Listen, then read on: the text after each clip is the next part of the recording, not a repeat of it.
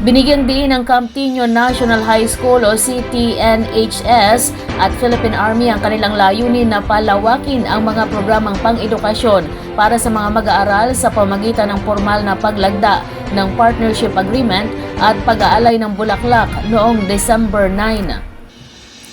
Sa bagong yugto ng ugnayan, nakatuon ang dalawang institusyon sa paglikha ng mga programang tutulong sa paghubog ng disiplina, pagmamahal sa bayan at pag-unlad ng kaalaman ng mga kabataan.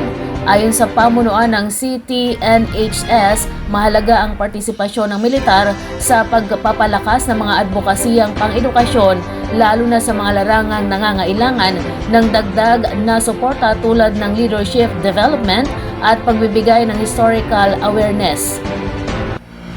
Sinabi ni Richard T. Servito, Commander ng Aviation Hiraya Regiment ng Philippine Army, na hindi lamang kasaysayan ang dapat itanim sa kaisipan ng kabataan, kundi pati ang kahalagahan ng papel ng komunidad at ng mga institusyong tulad ng Army sa pagprotekta at pagsuporta sa kanilang kinabukasan. Giit niya, ang dating Maniquez Airfield na ngayon ay kinatatayo ng CTNHS ay simbolo ng sama-samang sakripisyo, kaya't nararapat lamang na ang pakipagtulungan ngayon ay magsilbing simbolo naman ng sama-samang pag-unlad. Tiwala ang dalawang panig na ang pinagtibay na kasunduan ay magbubunga ng higit pang programa at aktibidad na magbibigay ng konkretong benepisyo sa mga mag-aaral at magpapatatag sa tungkuling pang-edukasyon ng paaralan sa komunidad. Ipinakita ng rehiyong Gitnang Luzon ang matatag na pananaw para sa mas ligtas na komunidad matapos kilalanin ang 24 sa 33 local government units o LGUs ng Nueva Ecija, kabilang ang pamahalang palalawigan. Sa RDRRMC 3 Regional DRRM Recognition Ceremony noong December 5, 2025 sa Laos Group Event Center, lungsod ng San Fernando, Pampanga. Ayon sa Regional Disaster Risk Reduction and Management Council o RDRRMC, ang mataas na bilang ng mga nagwaging LGU mula sa Nueva Ecija ay patunay ng lumalakas na koordinasyon at kapasidad ng mga pamahalang lokal sa buong rehiyon.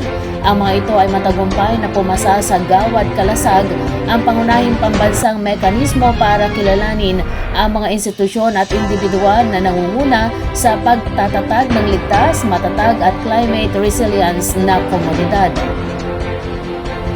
Hindi lamang kahandaan ang ipinamalas ng mga LGU, kundi pati ang malinaw na pagpapakita ng pagkakaisa sa pagtugon sa iba't ibang panganib, mula sa mga bagyo at pagbaha hanggang sa mga human-induced hazards.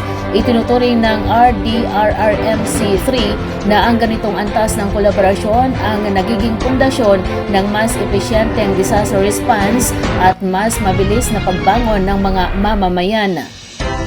Muli namang hinikayat ng Department of the Interior and Local Government, DILG at Department of National Defense sa pamagitan ng Office of Civil Defense o OCD ang mga LGU na ipagpatuloy at higit pang palakasin ang kanilang mga hakbang sa disaster preparedness at risk reduction.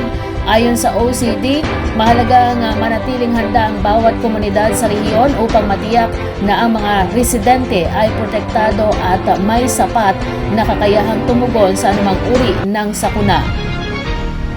Sa patuloy na pagsasanib lakas ng mga LGU sa Gitnang Luzon, umaasa ang mga ahensya na magiging modelo ang rehiyon ng komprehensibong kahandaan at matatag na pamamahala sa harap ng nagbabagong klima at lumalalang panganib. Muling nagningning ang Campiño National High School o CTNHS sa rehiyon matapos nitong makamit ang 25th Gawad Kalasag Best Regional Winner para sa Best Public High School na siyang ika-9 na pagkapanalo ng paaralan sa nasabing kategorya. Isang tagumpay na nagpapakita ng patuloy na paglakas ng kultura ng kahandaan at koordinasyon sa loob ng komunidad.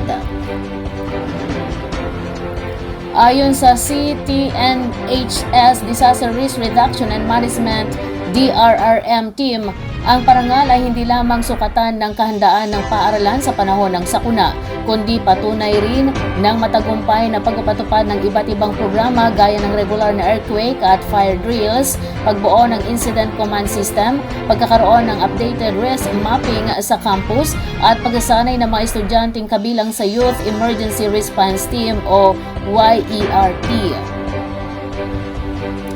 Binigyang diin ng pamunuan na malaking bahagi ng kanilang tagumpay ay nagmumula sa malapit na pakikipag-ugnayan sa iba't ibang sektor ng komunidad.